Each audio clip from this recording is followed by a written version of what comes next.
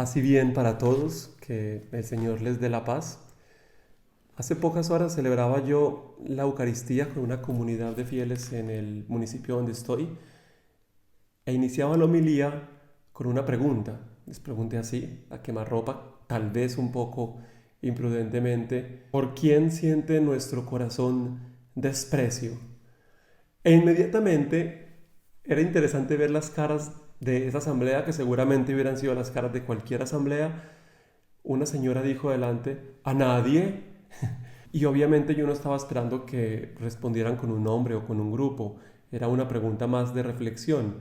Pero el instinto de decir, yo no le tengo rabia a nadie, yo no aborrezco a nadie, es muy propio de los cristianos, que en nuestra cabeza decimos, no le tenemos ninguna prevención a nadie, no sentimos desprecio por nadie, pero la realidad es otra.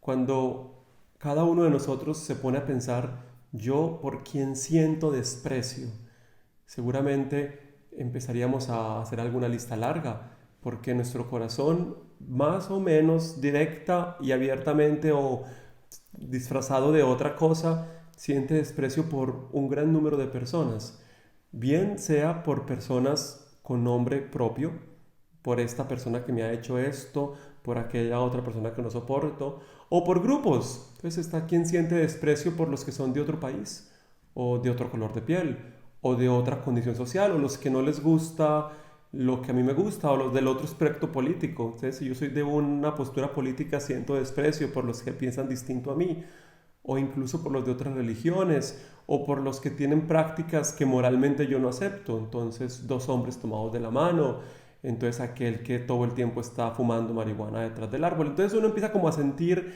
cierto fastidio frente a un grupo de personas y eso lo lleva a despreciarlo.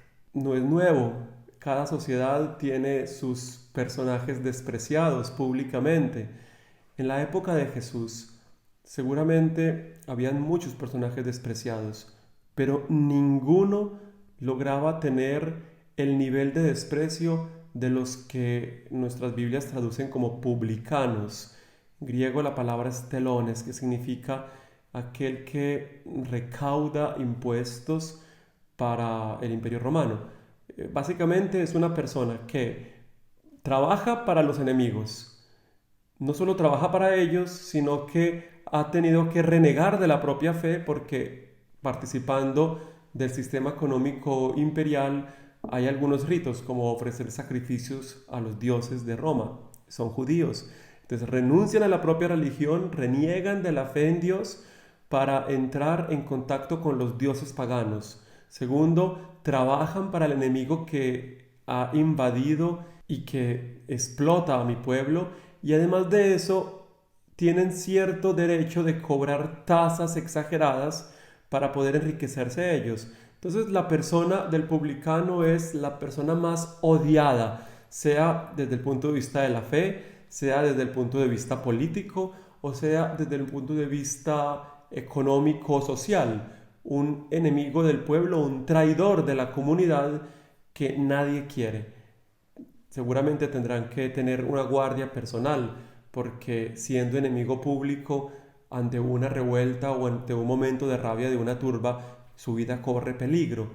En el Evangelio de Lucas no solamente se nos habla de distintos publicanos, en el capítulo 19 se nos habla de un archipublicano, es decir, el principal de los publicanos en una ciudad que ya de por sí está llena de estos, porque siendo una ciudad estratégica es lugar de aduana.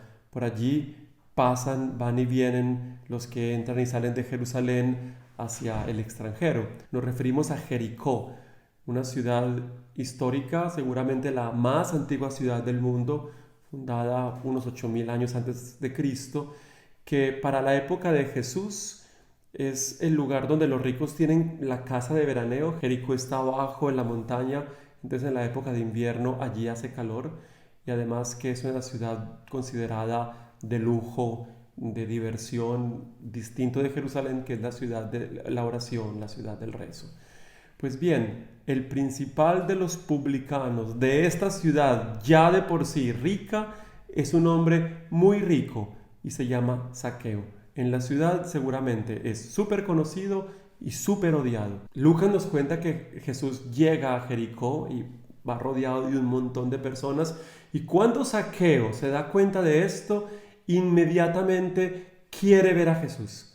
Y uno se pregunta, ¿por qué un rico quiere ver a Jesús? No seguramente porque es un famoso más entre tantos, porque hace alguna cosa que incluso para su estatus social puede resultar bastante inapropiada, subirse a un árbol para poder verlo, pero tiene el deseo de ver a Jesús. Y aquí podríamos hacer una pausa y ponernos a pensar en Zaqueo, una persona que en cierto sentido lo tiene todo, es muy rico, tiene todo lo que su corazón hubiese anhelado.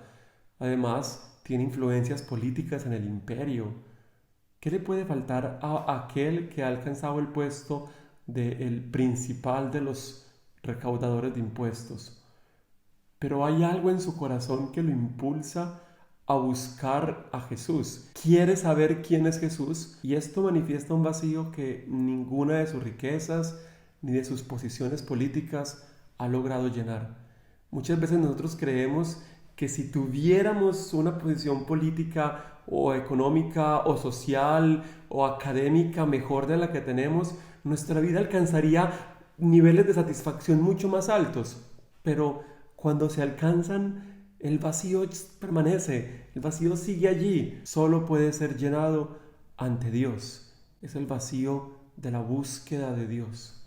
Zaqueo lo tiene y hace lo mejor que se le ocurre, subirse a un árbol porque la multitud no le permite verlo, que es algo que también podríamos traer como reflexión para nosotros. La multitud, la gallada, el todos, son muchas veces los que nos mantienen en un nivel de mediocridad y no nos permiten subir en alto para poder buscar a Jesús. Cuando vivimos sobre el qué van a decir los demás, sobre el todos hacen esto, sobre es que yo no puedo porque me van a tratar mal o me van a criticar o me van a mirar feo, cuando es la multitud la que se convierte en obstáculo para llegar a donde Jesús, nos toca hacerlo de Zaqueo, pasar por encima, separarnos de la multitud para poder ver a Jesús desde lo alto.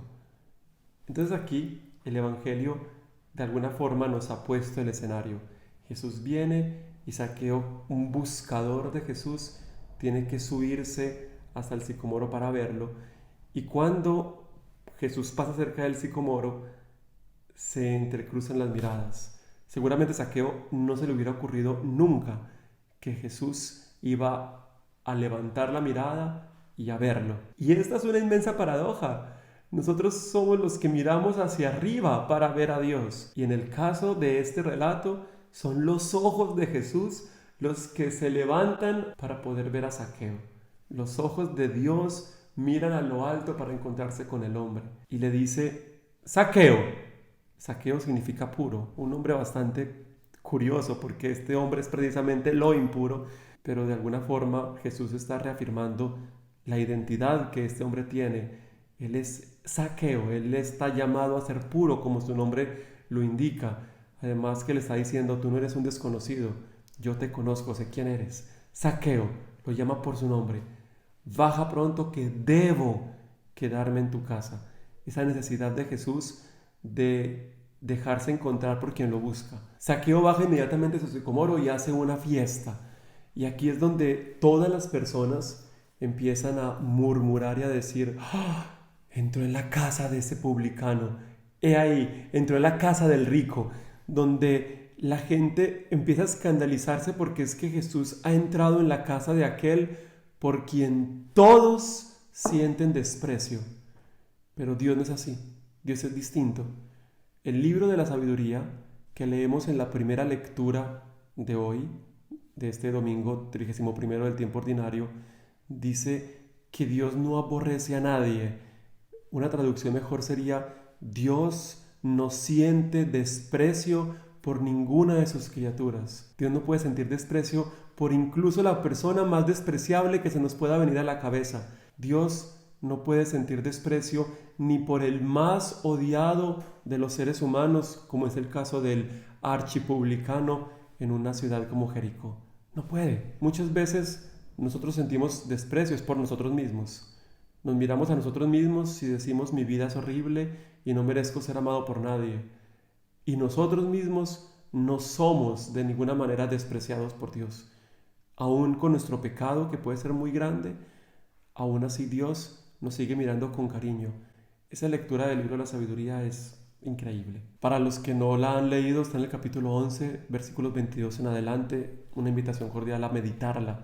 El Dios que solo puede sentir amor y nunca desprecio por sus criaturas.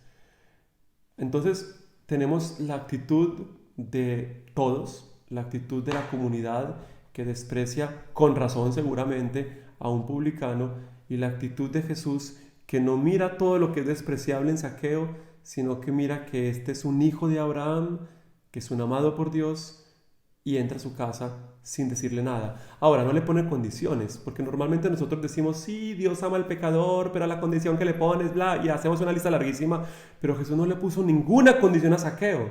No le dijo, Zaqueo, yo voy a entrar a tu casa solo y solo si tú cambias. No, le dijo, yo tengo que entrar a tu casa. O sea, tengo una necesidad grande de acercarme a ti, porque eso es lo que Dios hace. Y es la cercanía de Dios en Jesús lo que hace que Zaqueo cambie. No es que Jesús le exija cambiar a Zaqueo.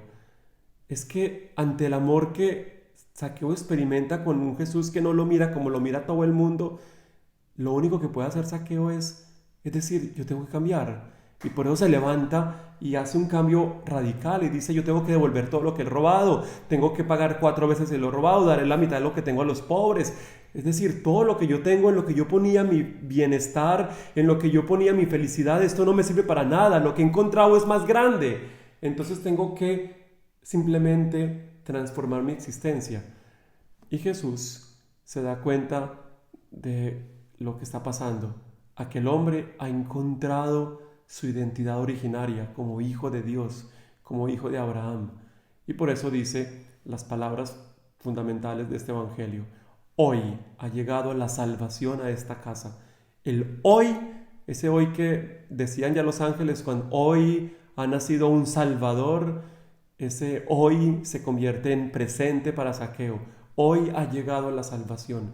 Cada vez que una persona se siente amada por Dios y por tanto motivada a transformarse, cada vez que una persona se siente amada por Dios, porque los cristianos lo amamos, Dios ama a través de nosotros y logramos vencer ese tipo de desprecios que tenemos frente a la humanidad por convertirla en cariño transformante hacia los otros. Cada vez que esto ocurre, llega la salvación, llega el hoy Salvador a la vida de cada persona. Que la meditación de este evangelio pueda permitir evaluar nuestra actitud frente a los demás, frente a nosotros mismos y frente al Señor. Buscar sicomoros para poder ver a Jesús en un mundo en el que no se nos permite verlo. ¿Y cuáles podrían ser los sicomoros nuestros? Personas, grupos, instrumentos, herramientas, espiritualidades que nos permitan subirnos un poquitico más alto para poder ver al Señor que pasa, para poder dejar que su mirada se cruce con la nuestra y que Él entonces haga lo que sabe hacer, autoinvitarse a casa nuestra. Un saludo fraternal y que el Señor Dios Todopoderoso nos bendiga a todos en el nombre del Padre, del Hijo y del Espíritu Santo. Amén. Paz y bien.